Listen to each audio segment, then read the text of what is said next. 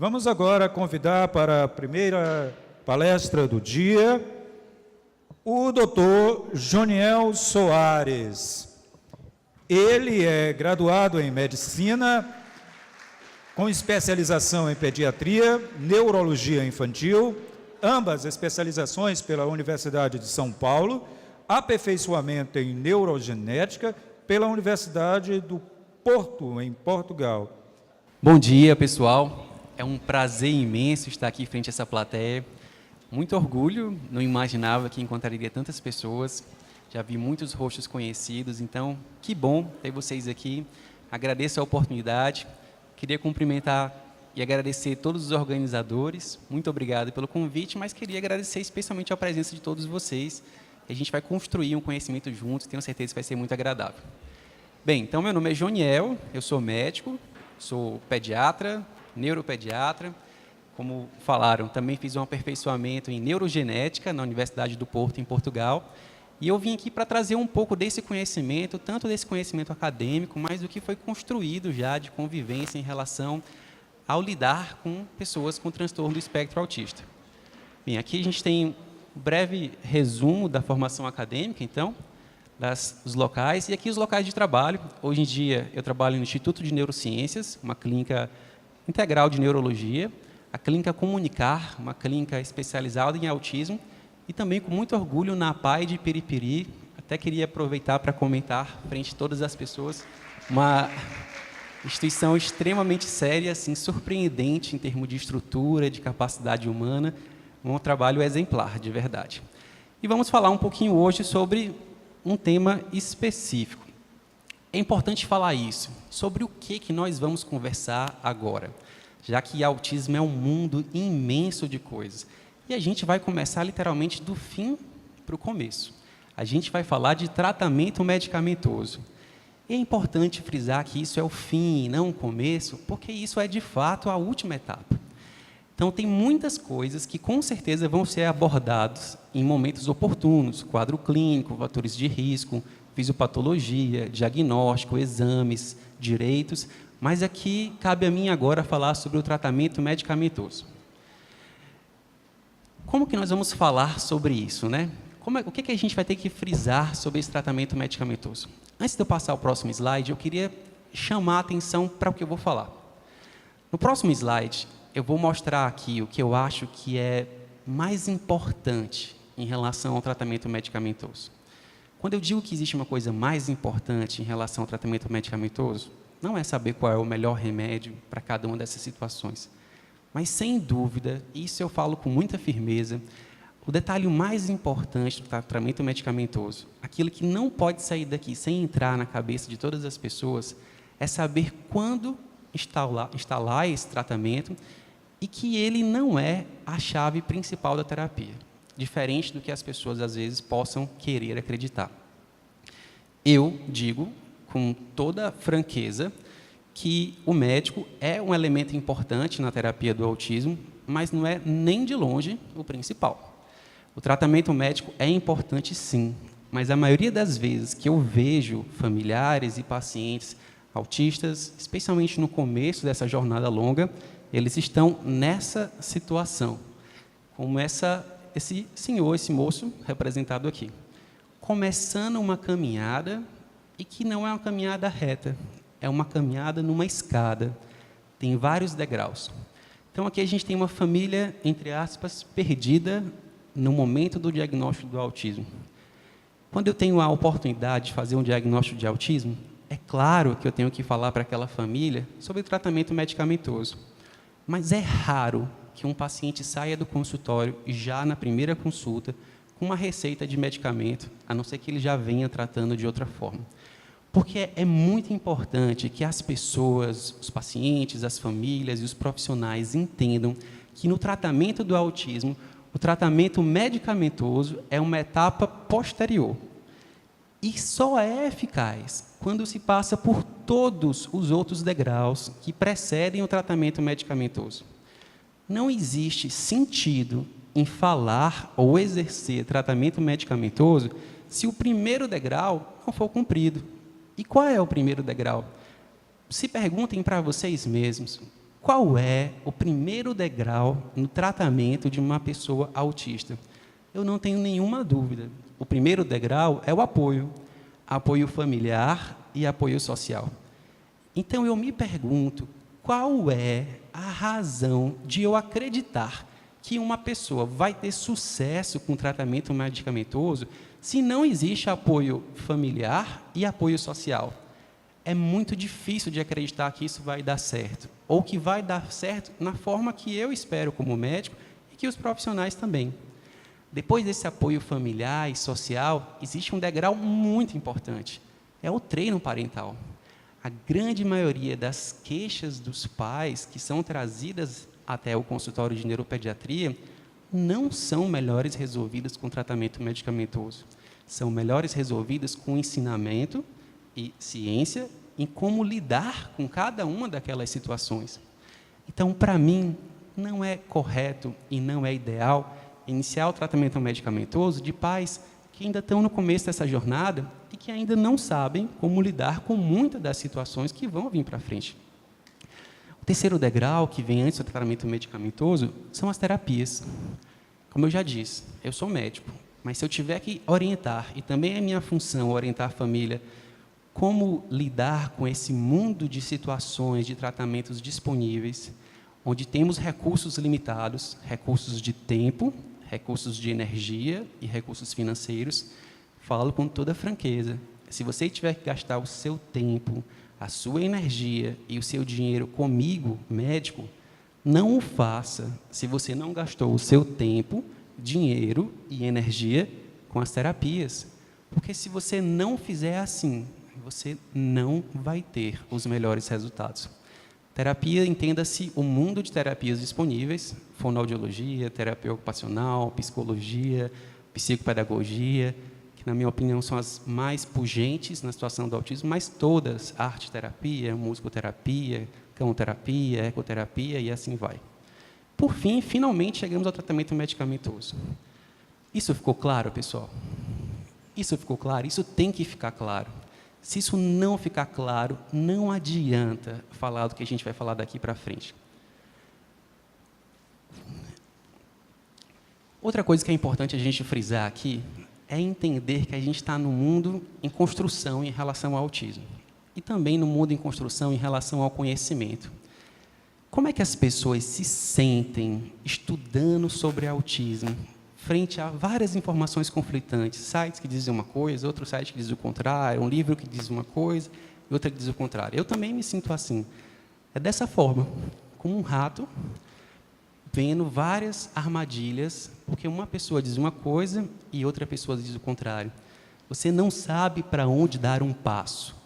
Mas existem ferramentas que eu convido a todos aqui a utilizarem e buscarem para ter um norte em relação a como proceder.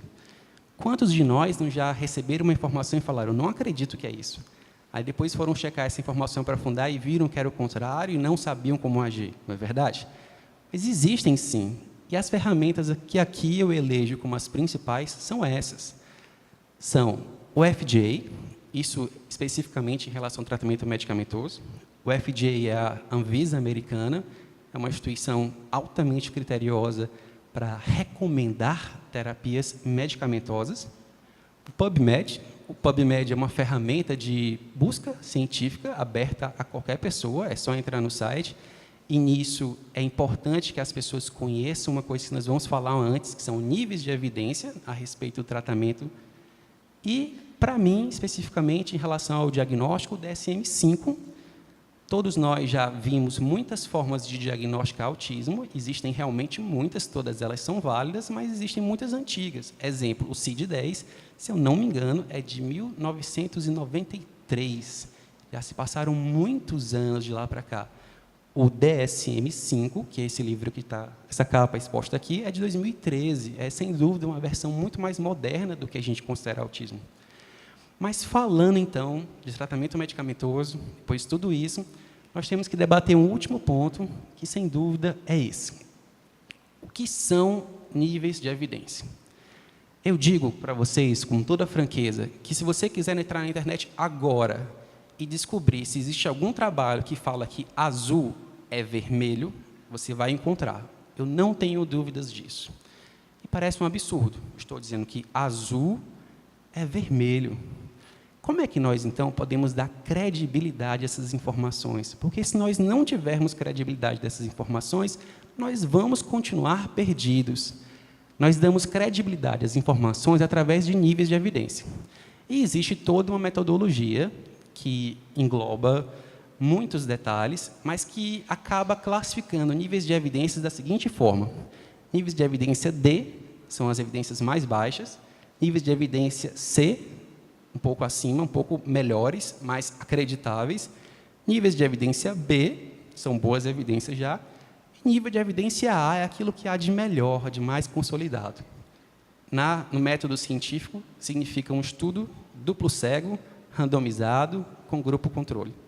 E estudos de meta-análise, que são revisões de vários pesquisadores tratadas estatisticamente. Como eu disse, se eu quiser pôr no Google vermelho é azul, eu encontro, mas certamente eu encontro com níveis de evidências baixas. E se eu quiser pôr que azul é azul, eu também encontro, e encontro com níveis de evidências altas. Então, nesse mundo em que nós estamos literalmente perdidos e buscando caminhos a se seguir, eu convido a todos a buscarem isso de formas de evidência, inclusive para o que vamos falar aqui. Para o que eu for falar, desconfie, busque evidências do que qualquer outra pessoa for falar, porque certamente discordaremos entre nós aqui, que somos pessoas diferentes e vamos discordar. Busquem evidências da mesma forma, para que a gente possa se nortear em relação à credibilidade de todas essas informações. Desde já, eu relato os meus conflitos de interesse, eu não tenho nenhum conflito de interesse, não sou patrocinado por nenhuma medicação, nenhum laboratório, nem nada dessa natureza. Então, assim, eu acredito que ninguém está me pagando nada, pode ter certeza para estar aqui. Tudo bem. Então, como fazer a abordagem medicamentosa do autismo? É o que a gente vai falar de fato, né? Como eu disse, pessoal, escadinha na cabeça. Tudo que eu for falar aqui só se aplica se você já tem um apoio social, familiar, treino parental e terapias. Sem isso, esquece tudo que eu vou falar aqui. Mas se isso está ok, o que a gente tem de remédio, de fato, para ajudar no transtorno do espectro autista? Vale lembrar aqui que o transtorno autista é um distúrbio da comunicação social, um atraso de linguagem e limitação na interação. Além de comportamento estereotipado, estereotipias motoras, estereotipias vocais, estereotipias de comportamento, de repetir as coisas da mesma forma, e alterações sensoriais. Vamos fazer um simples exercício de levantar a mão. Quem acha que existe algum remédio que ajude ou melhore o distúrbio da comunicação social no autista? Por favor, levanta a mão. Todo mundo, então, que sabe que não existe nenhum remédio para isso. Ótimo, isso é verdade. Não existe nenhum remédio para melhorar o distúrbio de comunicação social. Se não existe remédio para melhorar o distúrbio de comunicação social, deve existir para melhorar o comportamento estereotipado, não é verdade? Salvo engano. Também não existe. Para ser muito sincero, existe. Existe um pequeniníssimo potencial de melhora do comportamento estereotipado, na ordem de 10% a 20%, muito pouco, de forma que esse potencial pequeno, em geral, não justifica o malefício do remédio. Então, deve existir tratamento para alterações sensoriais. Opa, também não tem. Infelizmente, não existe praticamente nenhum tratamento medicamentoso para o que é o alicerce do autismo, para o que são os pilares do autismo. Então, para que raio serve o médico, não é verdade? Bem, como eu falei, não existe tratamento medicamentoso para os pilares do autismo, mas existe tratamento medicamentoso para comorbidades, para situações que não são autismo em si, mas são situações que muitas vezes vêm de mãos dadas com o autismo. E que situações são essas? São convulsões, crises epilépticas, insônia, irritabilidade, agressividade, ansiedade, depressão, hiperatividade, concentração e birras. Ah, birra não tem não, vocês já sabem, né? Birra não tem tratamento. Mas, enfim, existe uma série de tratamentos para outras coisas. E é sobre essas coisas que nós vamos discorrer. Antes de falar sobre os remédios em si, que é o objetivo da aula, vamos esclarecer um ponto polêmico e importante. Se eu fosse listar, exemplo, na PAI, 90% das pessoas que chegam na PAI de Piripiri para conversar comigo falam: doutor, eu estou aqui porque esse meu filho autista é muito irritado. Ele é muito irritado, ele é zangado, ele não, assim, está difícil a convivência. E, infelizmente, dizer que a criança é irritada não me ajuda muito, porque as pessoas costumam chamar de irritação coisas que são muito diferentes. Então, geralmente, quando alguém fala que uma criança autista é irritada, o que ela está querendo dizer? Ela pode estar querendo se referir a muitas situações diferentes. Uma delas, sem dúvida, são os colapsos. Colapsos são o que eu chamo de crises sensoriais. Existem crises de irritabilidade que não são birras, apesar de muitas serem birras, mas que são, de fato, crises sensoriais. Se você pegar uma criança autista e pôr aqui, é provável que ela tenha um colapso por estimulações visuais, auditivas, táteis, que geram uma crise, geram uma situação de irritabilidade de fato. Porque nós sabemos que no autismo existe uma hiper ou uma hipossensibilidade grande. Então, um barulho que para a gente pode não ser muito importante, nem muito irritante, para o autismo pode ser o fim do mundo, como ligar um liquidificador, usar uma furadeira, estourar de foguetes. Para isso não tem remédio. Para isso existe terapia de integração sensorial, que é algo diferente. Outra coisa que muitas vezes é dita como irritabilidade são queixas de saúde não neurológicas. Quem aqui toparia dar remédio para irritabilidade para uma criança autista que não para um segundo, mas que uma semana depois se descobre que tem um dente podre? Isso são queixas de saúde não neurológicas que têm que ser checadas sempre. Alterações intestinais, alterações de pele, alterações de cabelo. Já tive uma criança autista cheia de piolho. E como isso não é comum? Como que ela não seria irritada dessa forma? Então, é importante filtrar se a irritabilidade são queixas de saúde não neurológicas, queixas pediátricas. Manda para a Danusa que ela resolve, e assim vai. Outra coisa são as birras. Isso é o mais comum e também não tem remédio. O que são birras? Birras são momentos de irritabilidade que geralmente se sucedem por uma frustração, por algo não acontecer como o autista quer. Isso pode ser mais ou menos grave, como, por exemplo, uma criança que vai ao shopping e se joga no chão porque não comprou um brinquedo. Isso é birra. Toda criança faz, autista ou não autista, mas, sem dúvida, as autistas fazem mais. Por uma simples razão, elas têm uma dificuldade de comunicação, então é uma forma de se comunicar. Irritabilidade pode ser tudo, mas existe algo que é tratável com medicamento. É a irritabilidade, que se manifesta como autoagressividade, como agressividade espontânea, ou seja, não é porque seu filho lhe bateu porque você não deu sorvete, mas sim porque ele passou aqui e chutou um cachorro você sem nada. Isso também melhora com remédio. E um humor ríspido, que é uma coisa que acontece muito. Um estado de espírito, um humor predominantemente irritado, zangado, isso melhora com medicação. É essa irritabilidade que é tratável. Vou voltar aqui para frisar que aqui, nesse comorbidades, eu pus 2 certos maiores. E eu tentei fazer assim para ser bem didático, porque, afinal de contas, temos uma plateia mista. Não são só médicos, nem só terapeutas, nem só familiares de crianças autistas. Então, existem 2 que a gente trata bem. Esses 2 eu tenho orgulho de falar, a gente é bom nisso, que é insônia e convulsões. O resto, a gente trata mais ou menos, a gente ajuda. E as birras, realmente, a gente não faz muita coisa. Então, qual seria o tratamento medicamentoso indicado para crises convulsivas? E aqui eu tentei organizar da seguinte forma. Para ser mais didático, eu tentei colocar em ordem o que é um misto do que há de informação científica, e aí eu dou a referência. Tudo que eu estou colocando aqui é uma oportuníssima revisão, uma meta-análise, ou seja, um nível de evidência 1A, que é o melhor nível de evidência que há, da Sociedade Britânica de Psicofarmacologia.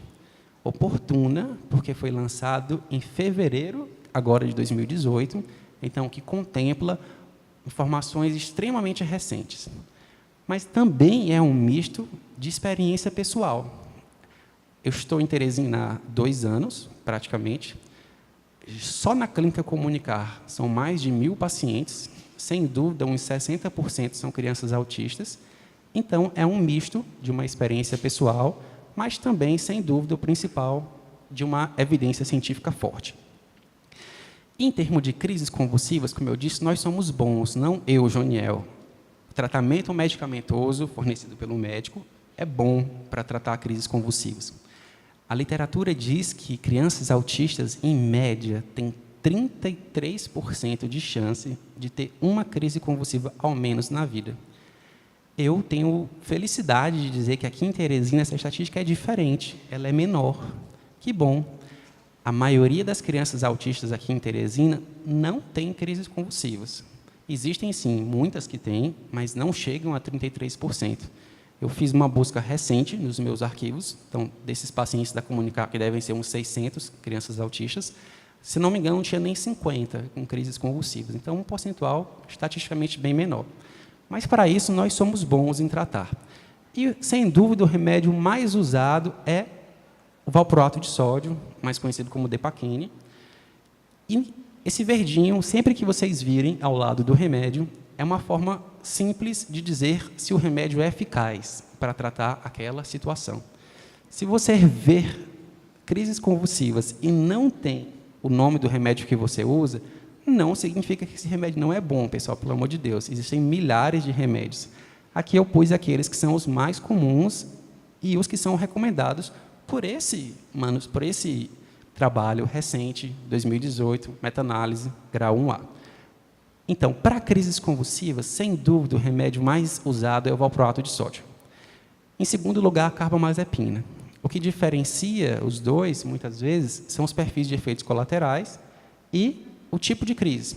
Carbamazepina para crises focais, em geral, e valproato de sódio para crises generalizadas. Por que o valproato de sódio é mais utilizado? Porque o valproato de sódio é coringa. Ele também funciona para crises focais.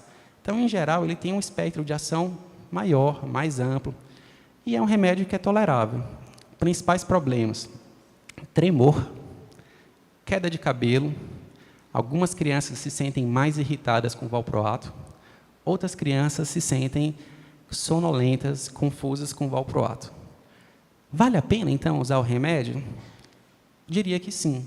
Quando a gente prescreve um tratamento para uma criança autista, basicamente nós estamos pondo em uma balança 2 informações: o que o paciente tem a ganhar e o que ele tem a perder. Sempre que um médico prescreve um tratamento, ele está considerando que aquele paciente tem mais a ganhar do que a perder. Em termos de crises convulsivas, essa conta é fácil. Ter crises convulsivas é muito ruim. É danoso para a estrutura cerebral e risco de morte. As pessoas podem morrer numa crise convulsiva prolongada. Então, essa pergunta é fácil de responder. É bom usar o remédio para crises convulsivas? Lógico que é importante saber se realmente são crises convulsivas, mas é importante utilizar. Para isso, nós somos bons. Verde, verde. O segundo ponto que nós, como médicos, somos bons é o tratamento da insônia. Então, é muito comum que crianças autistas também sejam portadores de insônia. 68% das crianças autistas, em algum momento da vida, têm insônia. Ou seja, nisso eu me sinto feliz em poder ajudar. E, hoje em dia, atualmente, esse conhecimento se transformou, acho que nos últimos 2 anos, para um expoente que ganhou muita força no tratamento do autismo e no tratamento de outras situações de insônia, que é a melatonina. Melatonina, diferente dos outros componentes dessa tabela, como a risperidona, clonazepam, que é o Rivotril, hidroxizine, antialérgico, é um remédio que nem é considerado remédio em muitos locais. Nos Estados Unidos, se compra melatonina no posto de gasolina. Você fala assim, abastece o tanque e me traz um vidro de melatonina. No Brasil, não é fabricado por nenhuma indústria. Acredito eu que por falta de interesse financeiro mesmo, assim, não compensaria porque é muito barato. E, por isso, melatonina é prescrita para manipulação ou importada. Você costuma encontrar em lojas de produtos naturais. A melatonina é comprovadamente reduzida em crianças autistas comparado com outras crianças. E isso justifica muito dos sintomas, muitos casos de melhora com a reposição de melatonina. Uma grande vantagem da melatonina também é que ela é praticamente livre de efeitos colaterais. Então, para o médico, é um remédio excelente, muito bom, é eficaz, pouco efeito colateral, barato, fácil de manipular. Ótimo, perfeito, bom, muito bom. A melatonina, ela é boa para iniciar o sono mais cedo, ela aumenta a quantidade total de horas de sono, mas ela não diminui a quantidade de despertares noturnos, que é uma queixa muito comum de mães autistas. Acorda muitas vezes durante a noite. Para isso, ela não é boa. E a melatonina é boa, mas chega a ser excelente, ótima, se você adicionar à melatonina medidas de higiene do sono. Na verdade, higiene do sono, orientação de higiene do sono, é o básico para qualquer pessoa com insônia. Não adianta você dar melatonina com Rivotril, com risperidona para uma criança autista que tem TV no quarto. Ela vai preferir ver TV no quarto do que dormir. Não adianta. Não adianta dar melatonina para uma criança se toda a casa não mudar a rotina para que, na hora de dormir, tenha luzes apagadas, um ambiente mais calmo, sem barulho, propício para o sono. Senão, você vai jogar seu dinheiro fora. Não vai adiantar de muita coisa. Então, em termos de tratamento medicamentoso do autismo, a associação de melatonina com higiene do sono é recomendação 1A, o maior grau de evidência possível no momento. Em segundo lugar, nós costumamos utilizar risperidona para o tratamento de insônia. A risperidona nunca foi estudada para tratamento de insônia. Ela não é usada com esse propósito, porque sonolência é um efeito colateral da risperidona. Mas, na prática médica, é uma mudança muito simples de fazer. Se a risperidona dá sono, eu posso dar à noite, e o efeito colateral vem para o nosso lado, vira benefício. Então, a gente utiliza a risperidona para isso. Geralmente, não se utiliza a risperidona só para isso. Mas vocês vão ver que, na maioria dos slides que eu vou passar, a risperidona não é o melhor remédio para nada, mas ela é um dos melhores remédios para quase tudo. Ela não é o top para nenhuma indicação, mas ela vai estar próxima desses tops para muitas indicações diferentes, inclusive aqui no tratamento da insônia. Por isso, ela também tem uma nota verde. Ela é eficaz para o tratamento da insônia. Comparado com a melatonina, tem muito mais efeitos colaterais. Por isso, ela é a segunda opção. E a terceira opção é clonazepam e hidroxizina. É o Rivotril, remédios para alergia. Remédios para alergia são antialérgicos. Hidroxizina é um desses. São efetivos também, mas acarretam tantos mais efeitos colaterais, especialmente clonazepam, que é o Rivotril, que é a terceira indicação. Então, falamos de crise convulsiva, falamos de insônia, que são as coisas às quais o tratamento médico é realmente bastante eficaz, mas temos outras coisas às quais não somos tão eficazes, mas que podemos ajudar, especialmente se aquela escadinha já está correta. O tratamento da irritabilidade. Pronto. Aqui, sim, acho que é o ponto-chave da aula em relação a medicamento. O FDA, que é aquela instituição que eu falei, seríssima, só tem 2 remédios aprovados para o tratamento de qualquer coisa em relação ao autismo. Esses medicamentos são risperidona e aripiprazol. Isso significa que a instituição mais exigente de todas só autoriza o tratamento com essas 2 substâncias. Ou seja, se existe um grau de evidência consolidado hoje em dia, é o poder da risperidona e do aripiprazol de ajudar no tratamento da irritabilidade. Isso não significa que esses remédios são milagrosos. Não, a gente está falando de credibilidade, de evidência, não de eficácia. A eficácia do remédio está simbolicamente representada por essa bolinha amarela. Ou seja, ela não é um remédio super eficaz, também não é um remédio desprezível, com eficácia baixa, mas é sim uma eficácia intermediária. Por isso, risperidona e aripiprazol aparecem no top 1 desta lista. Risperidona, em geral, mais. Por quê? Porque é mais barato.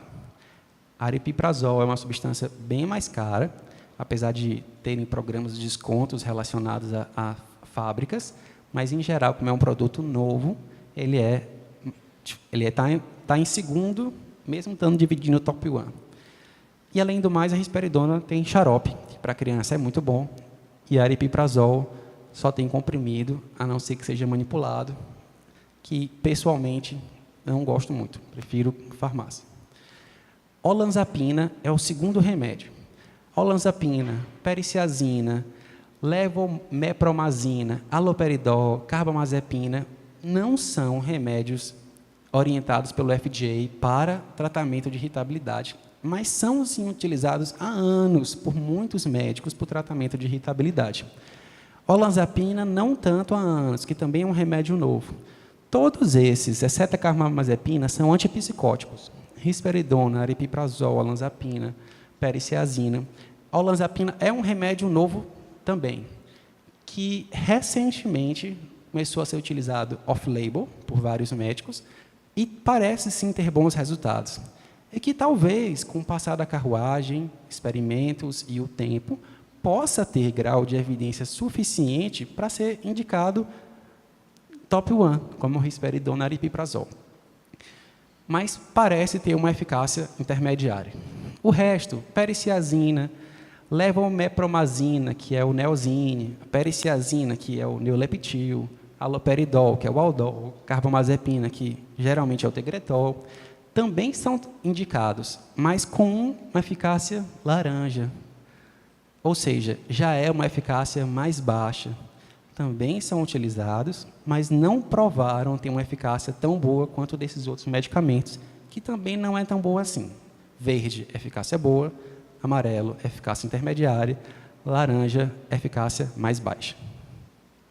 E existem outros vários, que eu não vou citar todos aqui. Aqui temos uma pedra no sapato. Ansiedade. A ansiedade é também uma das queixas mais comuns de familiares com pacientes autistas.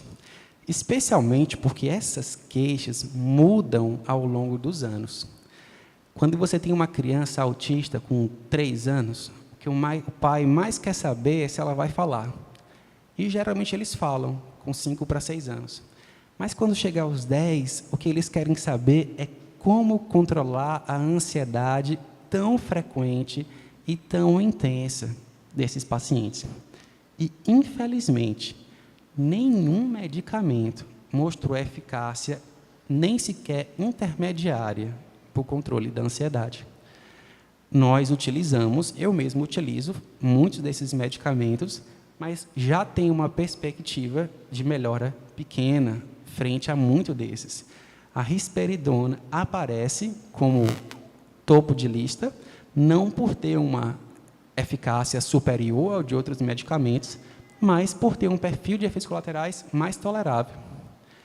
A fluoxetina e a sertralina também aparecem ali com um nível de eficácia relativamente baixo, assim como a risperidona, mas já tem um perfil de efeitos colaterais mais desagradáveis. tem interferências importantes sobre o sono, sobre o apetite. E o clonazepam, o diazepam e o estalopram são transferências de um conhecimento de tratamento de adultos para crianças autistas, por isso está mais abaixo ainda na lista. Infelizmente, como está mostrado aqui, nenhum deles tem uma eficácia satisfatória em relação ao tratamento do autismo. É uma pena, mas é verdade. E essa situação é uma situação que me reporta de forma ainda mais marcante aquela escada. O principal tratamento para a ansiedade, em crianças autistas, pessoal, não significa ansiedade no geral, não é o medicamento, são as medidas familiares, terapêuticas, sociais. E lhes digo por experiência pessoal, não por estudos científicos para isso, eu vejo em crianças autistas, familiares, em crianças autistas ansiosas, familiares geralmente muito ansiosos. Um contexto familiar que contamina a situação da criança autista para tender a ter ansiedade grave. Nós já vivemos num mundo que propicia ansiedade, basta ver que provavelmente pouquíssimos de nós desligam o celular ao entrar em casa, então continuam conectados e alertas, isso é ansiedade, e vamos fazer ter cada vez mais pessoas ansiosas, que é um diagnóstico cada vez mais comum, e também crianças autistas, muitas vezes por medidas comportamentais que nós mesmos implantamos e não percebemos como negativas. Um outro item no tratamento medicamentoso do autismo é a depressão, também mais comum em adolescentes e em adultos, muitas vezes porque já se percebem diferentes, sofrem bullying e outras coisas dessa natureza, e por isso também existe tratamento medicamentoso para depressão. Esse tratamento é completamente transportado para o autismo da depressão em si. Não existe quase nenhum estudo grande mostrando a eficácia de tratamento medicamentoso de depressão no autismo.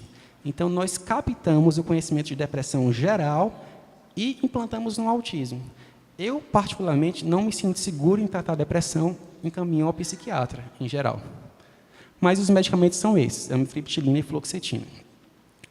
Um outro ponto de tratamento, e nesse nós somos moderadamente eficazes, é a hiperatividade e a desatenção, que também é uma outra queixa. Então, vamos a uma primeira explicação. O que é hiperatividade? Hiperatividade não é estereotipia. Exemplo, se você acha que seu filho é hiperativo porque ele faz isso sem parar, não é hiperatividade, é estereotipia. Agora, se você vê seu filho fazendo assim,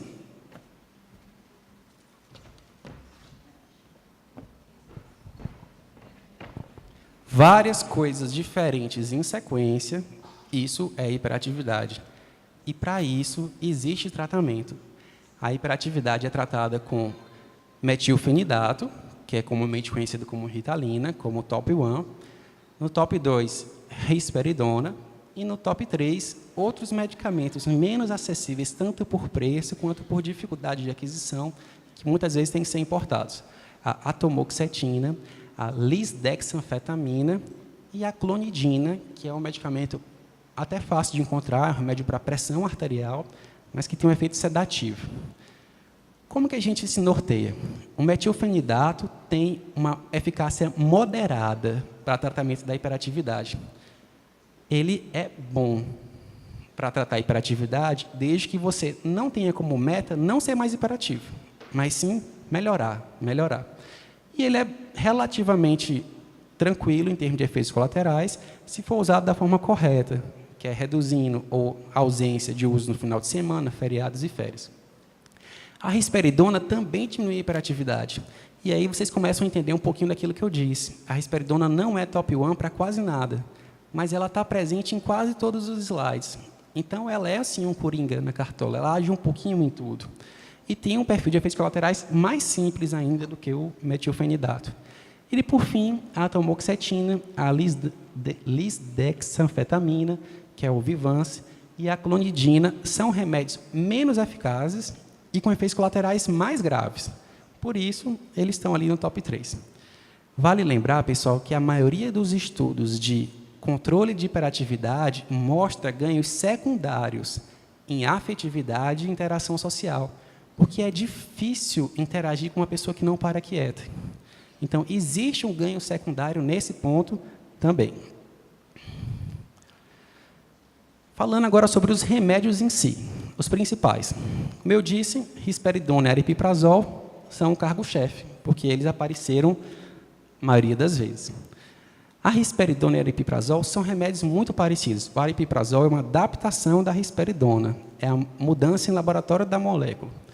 E existe aqui todos os graus de evidências, que é o que eu falei para vocês. Eu vou mostrar para vocês os graus de evidências para vocês verem que não é invenção minha. Isso é realmente científico. Então, no controle da irritabilidade, agressividade, humor irritado e birras, nível de evidência 1B. É um ótimo grau de evidência. Redução de comportamento repetitivo, nível de evidência 2A. É um bom grau de evidência. Aí a ressalva que a redução é pequena, 20%. Por isso que a gente não costuma utilizar para isso. Redução da hiperatividade, nível de evidência 2B. Redução da hiperatividade, redução da... Aqui tem um erro, pessoal. Não era a redução da hiperatividade da insônia, era da ansiedade, nível de evidência baixo.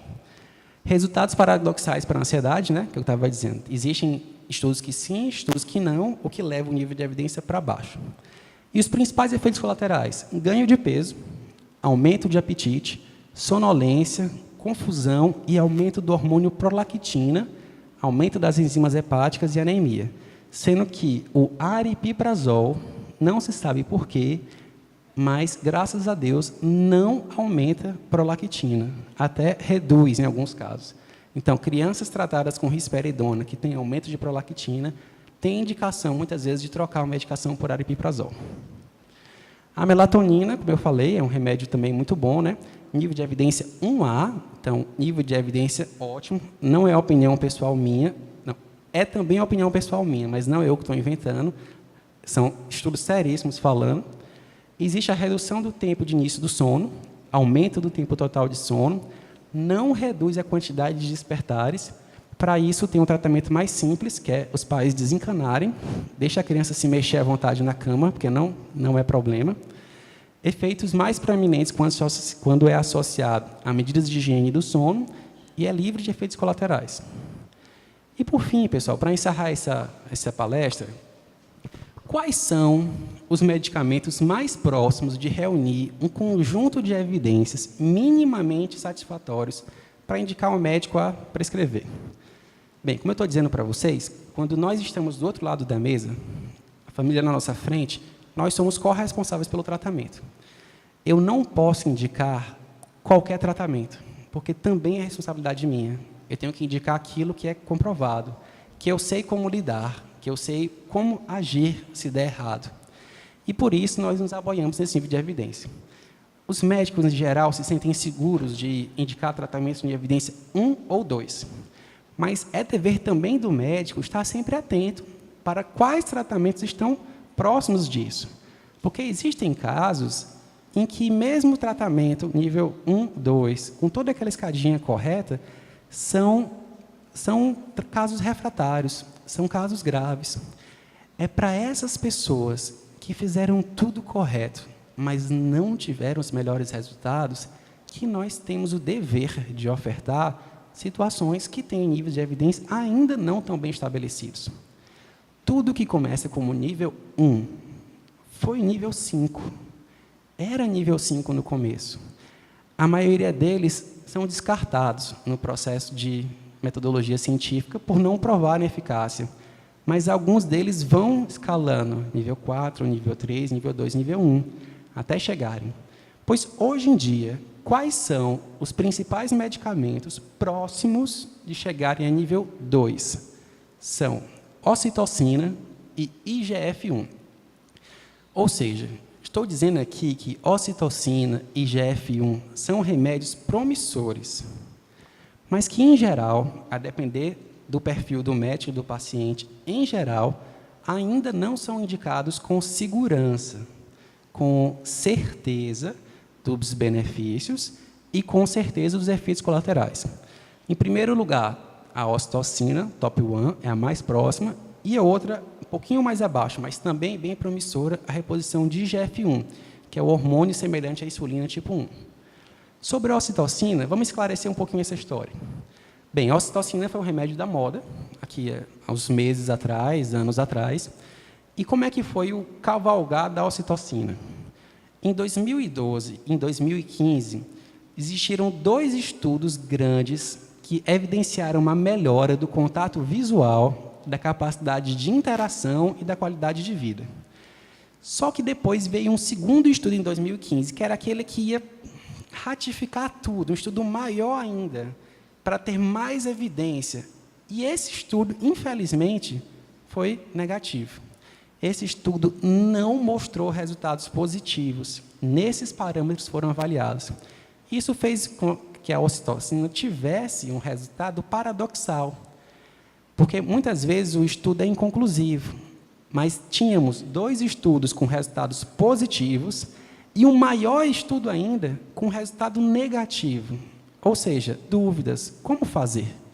Até que em 2016 veio um novo estudo com melhora da interação de crianças, mas o maior estudo ainda é o de 2015. Por isso que as evidências são consideradas paradoxais. E, atualmente, temos 12 estudos em andamento, inclusive aqui no Brasil, sobre terapia com ocitocina. Por isso, esse grau de evidência é 3.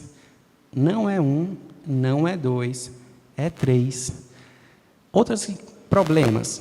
Não se sabe o perfil de efeitos colaterais a longo prazo. Nós ainda não sabemos como essas pessoas que receberam a ocitocina vão se comportar a longo prazo. Nem se o efeito vai se manter, nem se vão aparecer efeitos colaterais. Lembremos que a ocitocina é hormônio.